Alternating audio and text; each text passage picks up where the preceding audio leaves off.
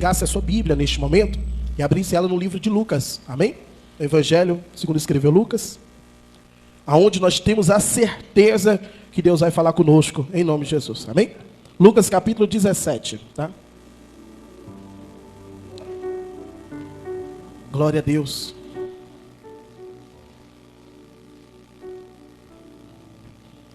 Somente o Senhor tem poder para operar, para curar, para libertar, para salvar. Amém? Nós temos culto aqui na igreja, na terça-feira, às 7 horas, tem sido uma bênção. Amanhã nós fazemos leitura, né, da palavra, ensinamentos. Amém? E temos o louvor com o hino da harpa cristã, em nome de Jesus. Na quinta-feira é o culto da família, em nome de Jesus. E hoje o culto principal, avivamento e ressurreição, crendo no Deus que ressuscitou e o Deus que aviva a sua igreja. Amém? Glória a Deus. Lucas capítulo 17, quem achou, diga glória a Deus.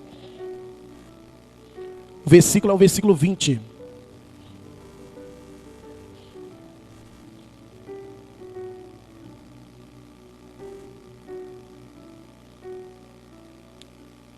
Diz assim: interrogado pelos fariseus sobre quando viria o reino de Deus, Jesus lhe respondeu: não vem o reino de Deus com visível aparência, nem dirá ele aqui ou lá está, porque o reino de Deus está dentro, mais alto, o reino de Deus está dentro de vós.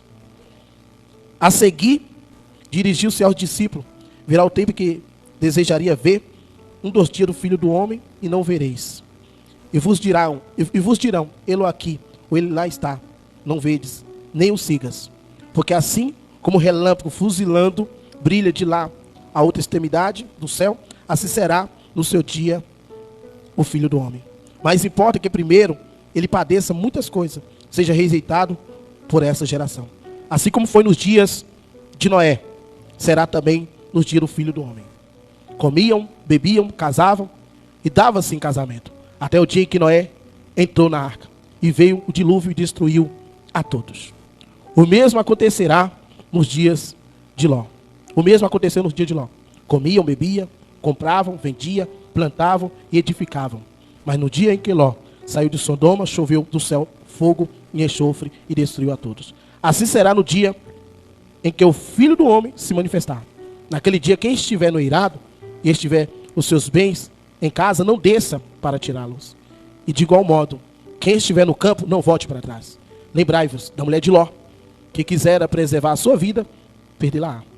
Quem quiser preservar a sua vida, perdê-la-á. Quem perder de fato, a salvará. Digo-vos que naquela noite, 2 estarão numa cama. Um será tomado e deixado o outro. 2 mulheres estarão juntas, moendo. Uma será tomada e deixada a outra. 2 estarão no campo. Um será tomado e o outro deixado. Então lhe perguntarão: onde será isso, Senhor? Respondeu-lhe: onde estiver o corpo, ali se ajuntarão também os apúteres. Igreja, diga glória a Deus. Meus amados, desde o princípio, as pessoas sempre preocupou na questão da salvação. E a salvação não foi uma coisa distinta ou longe do conhecimento de muitos que entendiam a vontade de Deus. Entendia que Deus tem algo melhor para o povo dele. Entendia que Deus tem algo maior, que Deus tem um projeto, que a vida não é só essa, nascer e morrer, não. Tem algo a mais do que isso. E muitos ouviram através de Jesus a respeito do reino de Deus. O reino de Deus, o reino de paz, o reino de amor. E quem conversa mais sobre esse reino? Muitos profetas, como de exemplo Isaías. O profeta Isaías fala que o leão vai andar junto ali com a ovelha. Fala que vai ser o reino de paz, de amor. Então, quando nós falamos do reino de Cristo, quando nós falamos do reinado do Messias, muitos esperavam até mesmo que fosse da forma que eles queriam. Que seria vamos dizer, um rei, mais um rei, ou um rei semelhante ao rei Davi. Ao ponto de quando chegou, muitos falavam assim: é esse o Messias que veio para nos salvar? Porque esse Messias é um Messias que anda de jumento. Esse Messias é um Messias que só quer paz e amor. Esse Messias é um Messias que quando bate na face dele, ele dá outra face. Então eles não entenderam muito bem qual que era verdadeiramente o reino de Deus, ou o propósito de Deus para uma nação, para o povo, para que houvesse a paz que eles tanto almejavam, pelo fator até mesmo de estar sendo dominado por Roma. Então quando Jesus aparece, eles não entenderam o propósito. Na mente deles vieram um grande conflito, uma grande confusão. Ao ponto de E antes de Jesus, surgiram até mesmo outros. Surgiram outros para tentar dominar, para tentar expulsar Roma e querendo uma paz, mas uma paz no lugar errado. E não é assim que funciona. Deus nunca vai dividir a glória dele com ninguém. Quando Jesus vem, ele fala, o meu reino não é deste mundo. Jesus fala, o meu reino não é desse mundo, porque se fosse desse mundo, os meus estariam prontos para batalhar. O meu reino não é desse mundo. Então Jesus, ele traz uma palavra, que é uma palavra de esperança, uma palavra de vida, uma palavra de onde as pessoas vão imaginar o quê? O que Deus tem para nós? O que Deus quer para nós? E Jesus fala que os mortos ressuscitarão. Jesus fala, eu vou voltar. Jesus fala sobre uma vida após essa que nós tanto lutamos para ter ou para viver. É tanto que Jesus fala para não juntar tesouro nessa terra, onde o ladrão rouba, onde a taça ferrugem. E muitos estão apegados com essa terra. É tanto que o jovem rico chega e fala, Senhor, o que eu farei para ser salvo? Meu irmão, você está perguntando isso mesmo? É isso mesmo que você quer saber? É isso mesmo que você está me perguntando? Para você ser salvo, só basta você obedecer os mandamentos, só basta você seguir as leis. Ele falou, mas isso eu faço desde a minha infância. Jesus falou, ok, então faz mais uma coisa que lhe falta. Vende todos os seus bens e dá para o pobre e me segue. Aí ele já achou que é mais difícil. Já é mais difícil, porque muitas das vezes o que a pessoa quer é um conforto num ambiente que não há conforto. Não há conforto. Eu quero que vocês abram a tua Bíblia agora em Mateus capítulo 10. Mateus capítulo 10. Aleluia, Jesus.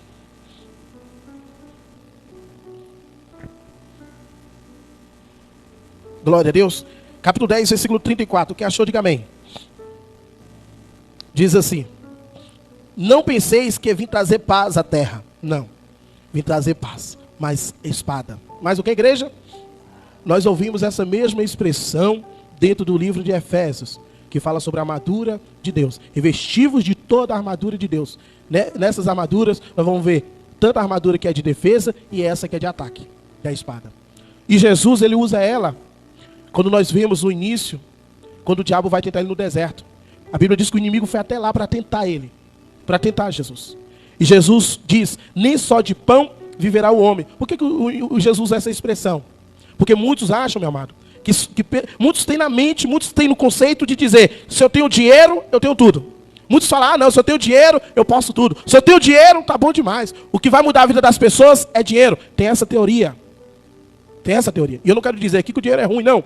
Para quem sabe administrar. Para quem sabe administrar. Mas quando Jesus usa a expressão de dizer, nem só de pão viverá o homem, ele quebra um dos pilares de dizer assim, ó, você que pensa que só pelo fator de ter fartura, de comer bem, de viver uma vida bem, você acha que isso vai definir a sua vida? Você está muito enganado. Você pode ter uma casa cheia de comida, mas se nessa casa você não tem a presença de Deus, é melhor você estar num lugar sem nada disso.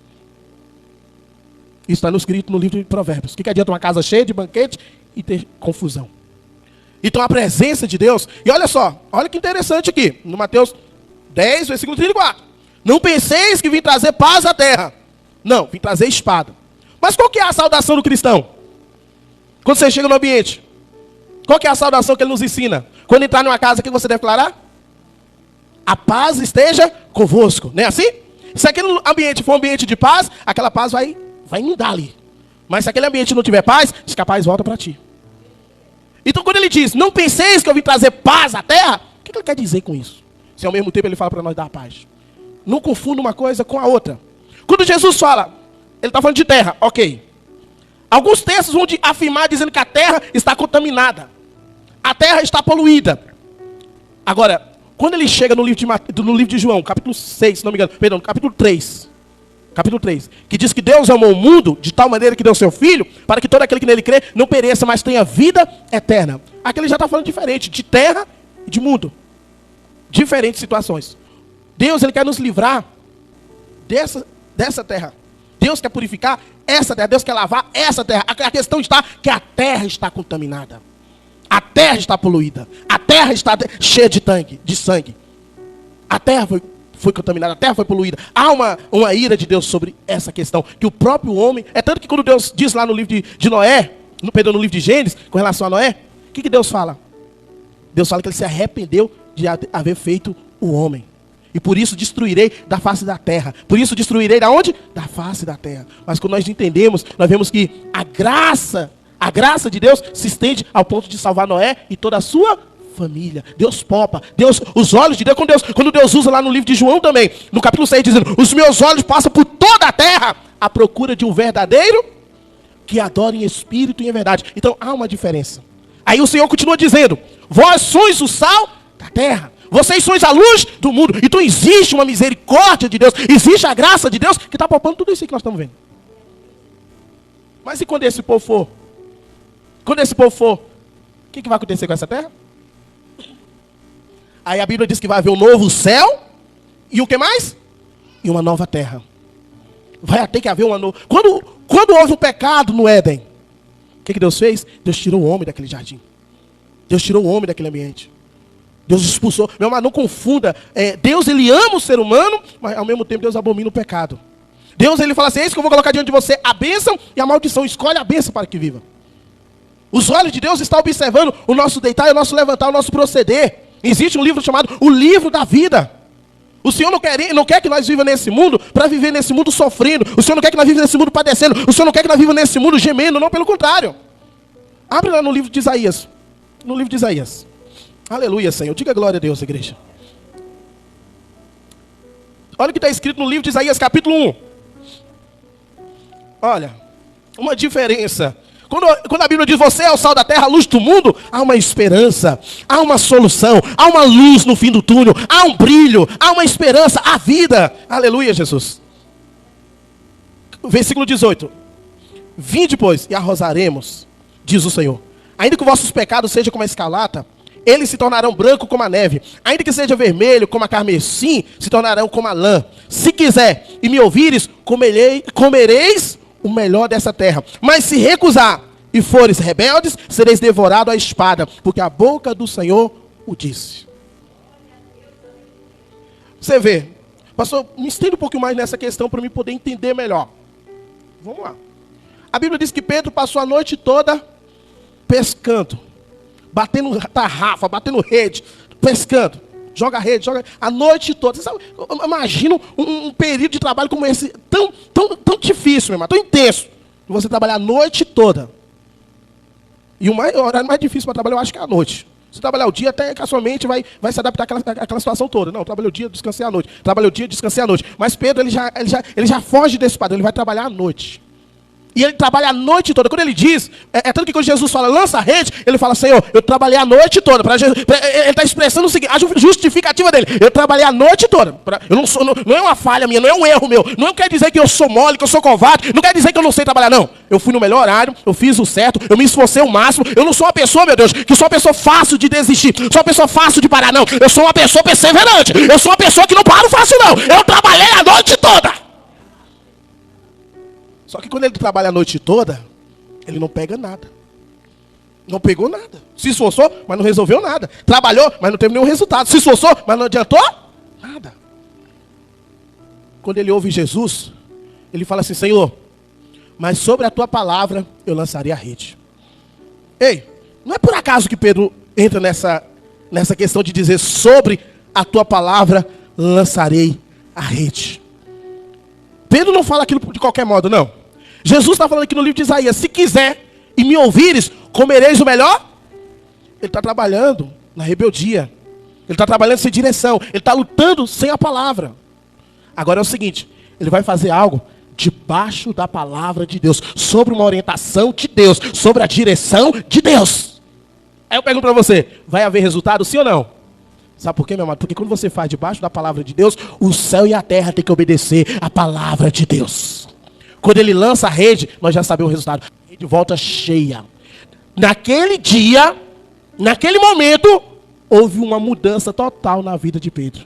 Ele entendeu que o que estava fazendo a vida dele dar errado era a falta da palavra mais alto. A falta da palavra de Deus estava fazendo ele viver uma vida de dar murro em ponta de faca. Então, pastor, a terra tem coisa... Tem. Só que você tem que entender uma coisa. Sem a palavra de Deus, nós vamos viver nesse mundo a gemer, a sofrer. Jesus, quando ele vem, ele fala assim, ó, lá no livro, agora eu vou é importante abrir por causa das expressões que é necessário, irmão. Lá em João, capítulo 3, Mateus, por favor. Evangelho de João, capítulo 3. Vamos lá, vamos entender o que Jesus fala a respeito do mundo. Nós não estamos vivendo nesse mundo, então vamos entender. Pastor, mas calma aí, por que as coisas para mim não fluem? Meu amado, eu falo com tanta experiência na vida própria, como com teoria.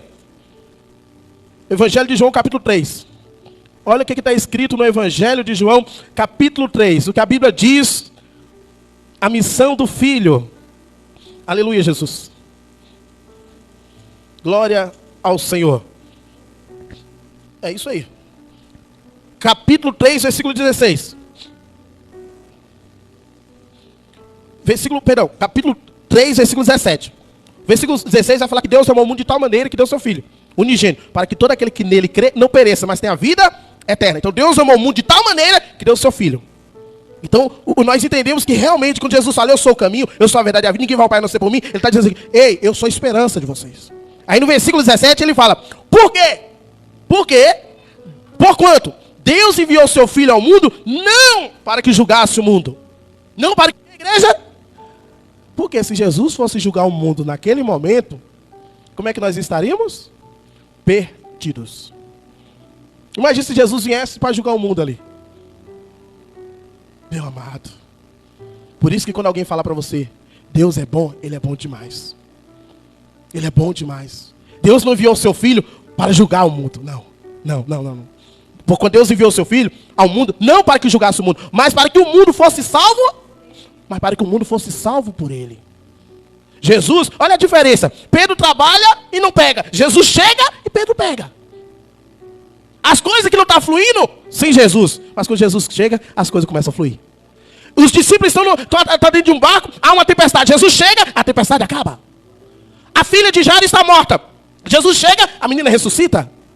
As coisas começam a voltar ao normal. Mas na vida daqueles que estão a obedecer. É tanto que quando ele fala para Jairo, Jairo, crê somente. Se Jairo não fosse atrás de Jesus, já era. Aquela mulher que estava 12 anos sofrendo com hemorragia, quando ela vai até Jesus, calma aí, gente, entenda uma coisa que não é difícil. Existe uma coisa que não é questão física, é uma coisa espiritual, que está mexendo com a vida de muitas pessoas e elas não estão a perceber. Porque quando Jesus chega para salvar o mundo. O que está errado vai ficar certo. O que está, sabe, todo confuso vai ficar normal. Jesus chega para normalizar a situação. Aquela mulher, 12 anos, sim, está 12 anos, foi no médico, não resolveu. Gastou dinheiro, não resolveu. Mas ela toca em Jesus e resolve. Tem uma coisa que nós devemos, a nossa mente, nós temos que aceitar. Tem uma coisa que nós precisamos entender. Aí Jesus, ele chega para mim, chega para você. Ele chega para mim, chega para você e fala: vocês são sal. Vocês são sal da terra. E se o sal for insípido, como restaurar o sabor? Vocês são o sal da terra, vocês são a luz do mundo, vocês são a diferença. Vocês têm, lá no livro de João também, não me engano, no capítulo 14, ele vai dizer que aqueles que creem em mim farão obras maiores do que a que eu fiz. E nós muitas das vezes estamos sem usar o que Deus nos deu. Outro dia eu preguei sobre a autoridade de falar, sobre a autoridade da palavra. Deus falou para Moisés, fala com a rocha. Moisés achou mais fácil bater. E aí nós começamos a falar que Deus mandou o profeta falar com os ossos. Nós começamos a falar a respeito da palavra, a autoridade que nós temos. E muitas das vezes o que nós estamos usando? E o inimigo, por saber que nós não estamos usando as armas corretas da forma que ele deve usar, o inimigo está, às vezes, trabalhando para prejudicar a vida de muito crente. Ei, você é um escolhido, você é uma escolhida.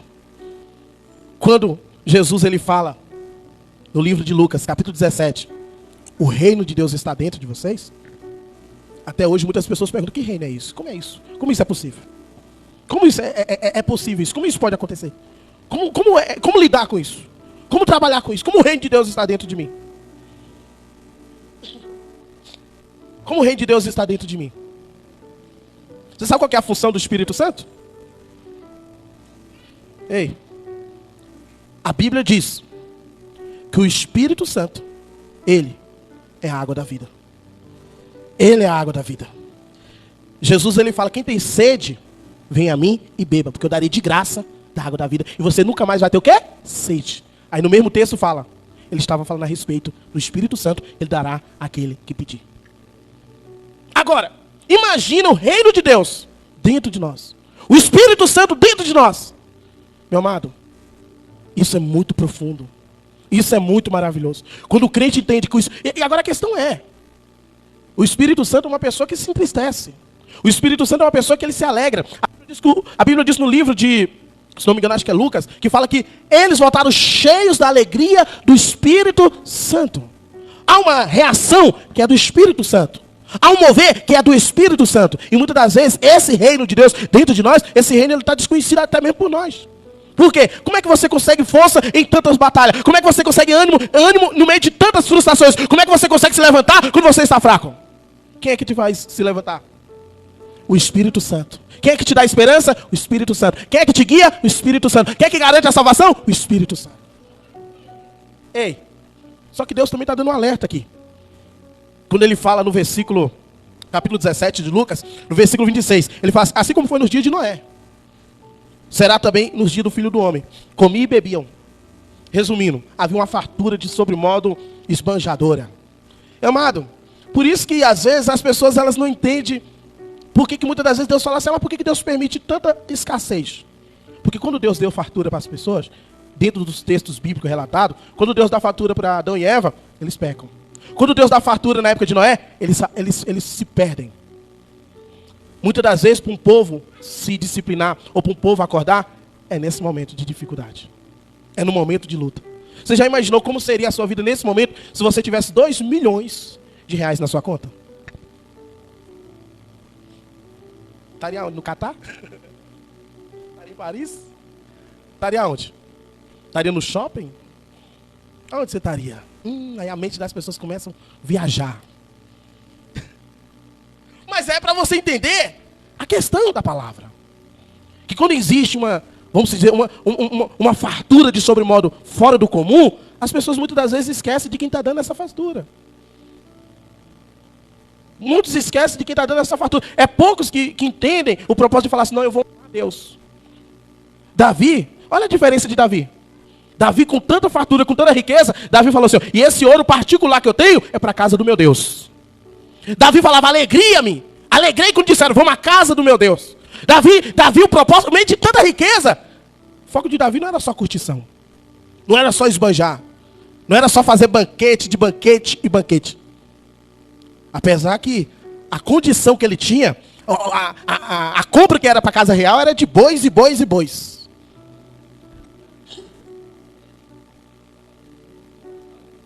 Romanos. Abre lá. 14 verso 17. Se você tivesse com o microfone, você ia ler já. Você já tem que ficar com o microfone aí, profeta. Pra você. 14 verso 17. Vamos lá. Porque o reino de Deus... olha aí, igreja.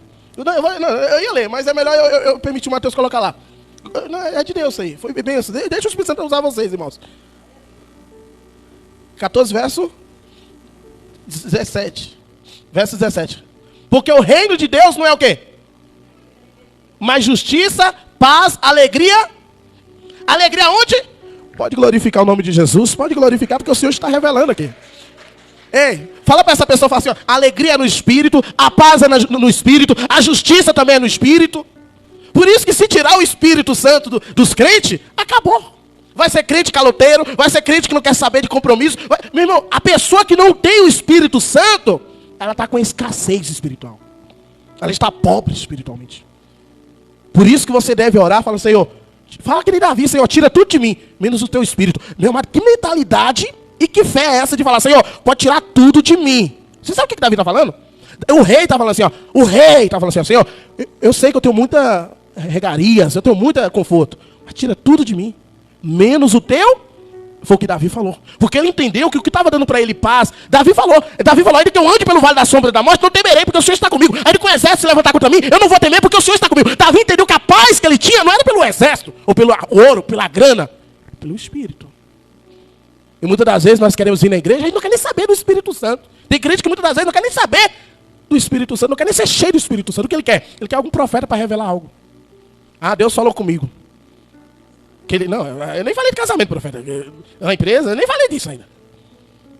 Às vezes, o que vai satisfazer a carne da pessoa é o suficiente para ela falar, Deus está comigo. Às vezes, eu repito, o que vai satisfazer ela fisicamente é o suficiente para ela dizer, Deus está comigo. Jesus falou, o que adianta você ganhar o mundo inteiro e perder o quê? A sua salvação. O reino de Deus não é só comida e bebida. O reino de Deus não é só comida e bebida, mas é justiça, paz. Meu amado, se eu não tiver isso dentro de mim, se eu não for uma pessoa justa, se eu não for... Amado, meu Deus do céu, eu lembrei da convenção da minha mãe falava, filho, antes eu não tinha paz não. Antes, com vocês, meu filho, antes de aceitar Jesus, quando vocês saíam para as festas de vocês aí, quando vocês saíam com essas motos, pensando nos doidos aí, subindo aí para... Eu não dormia. Eu só ia ter paz quando eu via que o último filho chegava em casa. Hoje eu descanso. Hoje eu tenho paz. Olha, minha mãe, eu ligo para ela, mãe, tem áudio aqui, mãe, tá tudo bem? Graças a Deus, meu filho, tá tudo bem. Aquele balde de remédio que vivia em cima da geladeira, acabou para a glória de Deus.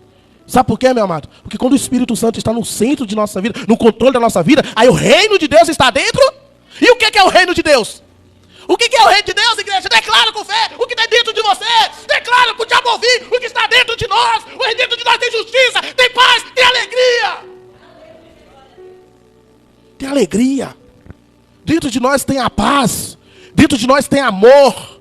Dentro de nós tem alegria. Sabe por quê, dona Edileuza? Porque dentro de nós tem o Espírito Santo. Tem o Espírito Santo. Quem nos garante a segurança é o Espírito Santo. É o Espírito Santo que fala para nós, ó, essa situação não vai permanecer assim, vai mudar. É o Espírito Santo que fala para nós, ó, o choro dura uma noite, mas a alegria vem pela manhã. Lucas 17. Então, meus amados, quando a palavra diz o reino de Deus está dentro de você, você descobriu aqui. Porque que, agora, Pedro, é o seguinte, meu Deus, é muito forte isso aí. É muito forte, porque falar de Bíblia e não colocar o nome de Pedro fica até mais difícil ainda, sabe de uma? Sabe por quê? Porque Deus usa Pedro muito. Uma pessoa que está no zero e começa a produzir. Uma pessoa que não tem, começa a ter. Uma pessoa que não tem nenhuma base, assim, vamos dizer, de exemplo. Porque Pedro não tinha exemplo. Pedro é uma pessoa que se nós for estudar a história de Pedro, é uma pessoa muito bruta. Pedro era incrédulo. Só que Pedro se converte. Pedro se converte. E Jesus falou para Pedro, Pedro, quando tu se converter, tu salvará quem? Salvará a tua família, salvará os teus irmãos. Ei, fala para essa pessoa que está do teu lado, fala assim, Jesus falou para Pedro que quando ele se convertesse, ele ia salvar os seus irmãos. Se converter, irmão, a convenção é algo que é difícil. Sabe quando você passa na rodovia, aí tem, se você vai entrar na entrada, vai sair da entrada 16, e você passa daquela saída 16, o que acontece? O retorno, muitas das vezes, é lá, muito longe, e é difícil. Só que aí você fala, se eu não fazer o retorno, vai ser mais pior ainda. O prejuízo é maior. E para você dar a ré? Meu amado, você imagina que os motoristas que entendem aqui um pouquinho, será que é possível dar uma ré numa rodovia? Tem como dar uma ré ali com o alerta ligado? Meu amado, não, e a multa não é só multa não, irmão. Você já imaginou um caminhão daquele ali? Então, muitas das vezes, meu amado, você tem que falar assim, ó, eu tenho que fazer o certo. Eu tenho que converter, eu tenho que fazer a conversão. Eu vou ter que voltar. Deus está falando para mim e para você que hoje, nessa manhã, ei, você quer mudar a sua vida, quer mudar a sua história? Volta. Pastor, mas é mais longe, volta. Pastor, é muito difícil, volta. Volta. Pastor, mas eu não tenho. Não, volta. Volta, faça o certo, anda pelo caminho da justiça. Você vai ver, Deus vai te honrar. Deus vai te honrar. Não queira perseverar em um erro, não queira perseverar só para agradar A ou para agradar B, enquanto Deus quer mudar todo o rumo da sua vida. Aí ele diz, lá no versículo 34, já vou terminar já, tá, gente? Hoje a palavra é essa aí. Versículo 34. Digo-vos que, naquela noite, 2 estarão numa cama. Um será tomado e deixado o outro. 2 mulheres estarão juntas moendo, uma será tomada e deixada a outra. 2 estarão no campo, um será tomado e o outro deixado. Quando Deus fala sobre isso, Ele está falando sobre justiça. Sobre justiça. É tanto que Jesus usa muitas parábolas. E ele fala de uma das palavras quando ele chama trabalhadores para trabalhar. Que ele vai numa praça, encontra trabalhadores que estão sem fazer nada. Ele fala, vamos trabalhar na minha seara. Só que, de antemão, ele já tinha chamado outros trabalhadores que começou bem cedo. Teve trabalhador que começou bem de manhãzinha. E aí quando foi meio-dia, tipo 7 horas da manhã.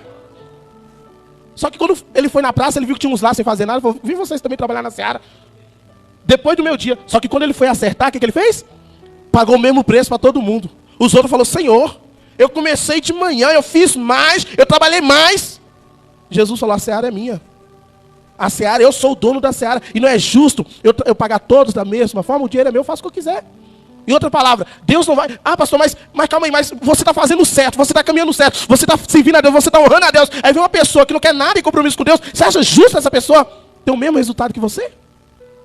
Então por isso que Deus fala, não, por isso que Jesus fala, eu não vim para julgar o mundo, eu vim para salvar o mundo. E uma coisa que Deus ele trabalha, meu amado, é sem sentimento. É sem sentimento. Não tem sentimento no trabalhar de Deus. Não tem. Se você for ler o livro de Ezequiel, ele fala, naquele dia eu não vou ter compaixão. Por isso, o que eu posso fazer e o que você pode fazer é agora, é hoje.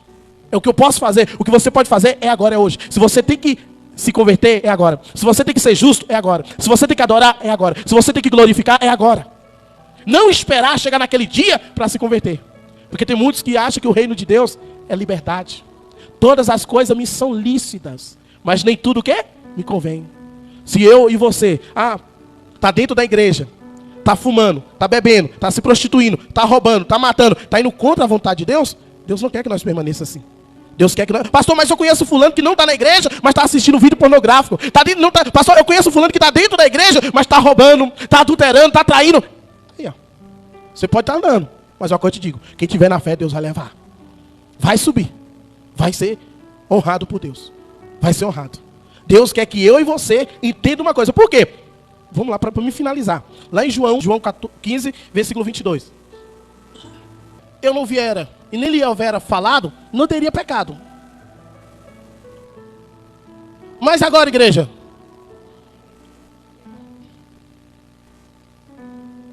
por isso que muitas das vezes o pastor ele quer ser bonzinho. Mas não tem como, pastor. Você tem que ser realista e verdadeiro. Você vai salvar a igreja. Não adianta ficar passando a mão na cabeça que não vai salvar ninguém. Jesus, ele sempre foi verdadeiro com os apóstolos, com a igreja. Ele sempre foi verdadeiro.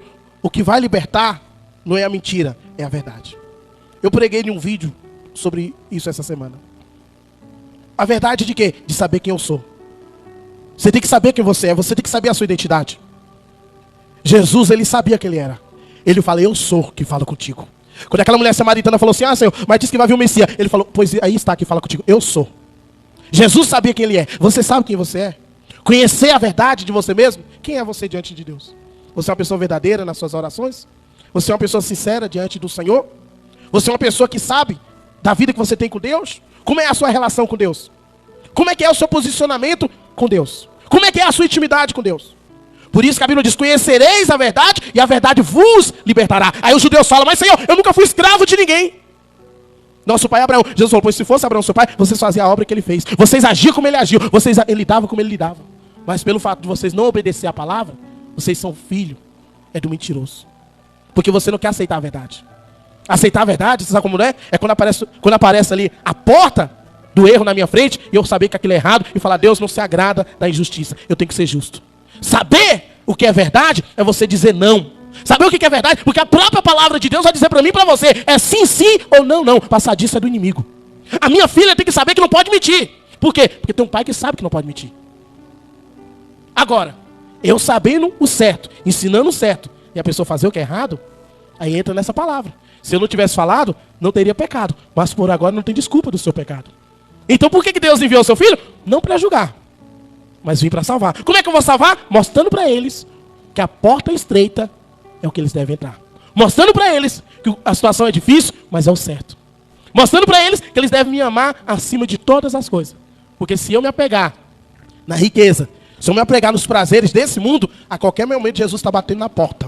E quando Jesus bater na porta, ei, a minha lamparina tem que ter azeite. Não vai adiantar eu correr, pastor, não vai adiantar eu correr, bispo, não vai adiantar eu correr, irmão, não vai adiantar eu correr, irmã. Não, porque nós somos as virgens prudentes. Nós somos as virgens prudentes que tem azeite na vasilha. Então, pastor, eu sei o que é certo. E eu estou repreendendo o que é errado. Não confunda as setas do inimigo, porque a Bíblia diz que o pecado bate, como ele falou para Caim. Caim, eis que a porta está, eis que o pecado está batendo na porta. Mas cumpre você o quê? Cumpre você dominar. Só que para dominar, vai precisar de quê? De força. Que força é essa? Espiritual. Força do Espírito. Por isso que a Bíblia diz, a carne é fraca, mas o Espírito... A mulher de Potifar chegou lá toda bonitinha para José, ó. Passou uma progressiva, um batom de vá. As unhas pareciam aquela de gel. José falou, não, meu filho, não é assim não. Arreda-te, Satanás. Cai por terra, pomba. Só que isso não foi fácil para ele. Por causa disso, dele ter negado o pecado, sabe onde ele foi parar? Na prisão. Por pouco ele não foi morto. E tem crente, meu amado, que não quer parar na prisão. Tem crente que não quer passar pela prova. Ah, não, é a mulher do chefe. Se eu negar, ela vai me prender. E aí? Vai vir leis que vão confrontar a palavra de Deus. Aí eu quero ver quem é os pastores de Deus que vai seguir a palavra de Deus ou vai aceitar uma Bíblia que eles estão propondo a editar. Uma Bíblia que não vai ter mais a Eva. Uma Bíblia que não vai ter mais o Adão. Uma Bíblia que não vai dizer que Deus criou homem e mulher. Eu quero ver se esses pastores vão aceitar. Porque por causa de não aceitar, eles vão ser presos. E o meu Senhor, ei, não confunda meu Senhor com criminoso. Ei, meu Jesus, ele carregou uma culpa no meu lugar. Ele foi culpado no meu lugar. Ele foi julgado no meu lugar. Ele sofreu no meu lugar. Ele não cometeu crime nenhum. Ele foi preso. Mas ressuscitou. Então é por isso que a palavra do Senhor diz: não teria desculpa, mas agora não tem como mais. Se Jesus não tivesse vindo, nós não estaríamos mais aqui. Mas como ele veio, ele nos deu uma porta chamada a porta da salvação. Aquele que passar por mim será salvo. E em João, primeira epístola de João, capítulo 2, se não me engano, a Bíblia vai dizer: filho, não pequeis. A Bíblia vai dizer o quê? Não pequeis. Mas se vós pecar, sabeis que tem um advogado fiel e justo para vos perdoar. O nome dele é quem? Jesus Cristo. Quer viver no pecado? Acaba com isso hoje. Acaba com isso hoje. Viva uma vida que seja de acordo com a vontade de Deus. Você vai andar, meu amado, como o salmista Davi: não temerei mal algum, porque Deus está comigo. Não temerei, porque Deus está comigo. Ainda que eu ande pelo vale da sombra da morte, não temerei, porque Deus está comigo. 1000 vai cair do meu lado, 10.000 à minha direita, mas eu não vou ser atingido, porque Deus está comigo. Como é que eu tenho certeza que Deus está comigo? Porque eu faço o que lhe agrada. Eu faço sempre o que lhe agrada. Pastor, hoje eu aprendi uma palavra, eu quero colocar isso em prática na minha vida. Custe ao que custar. Ei, só que lembra uma coisa: quando você é um crente convertido, às vezes os levantes é dentro da sua própria casa, tá? Quando você é um crente fiel a Deus, às vezes da sua própria família se levanta contra você. Mas a palavra do Senhor diz que você é mais que vencedor em Cristo Jesus. Amém? Pode glorificar a Deus e vamos para casa abençoar.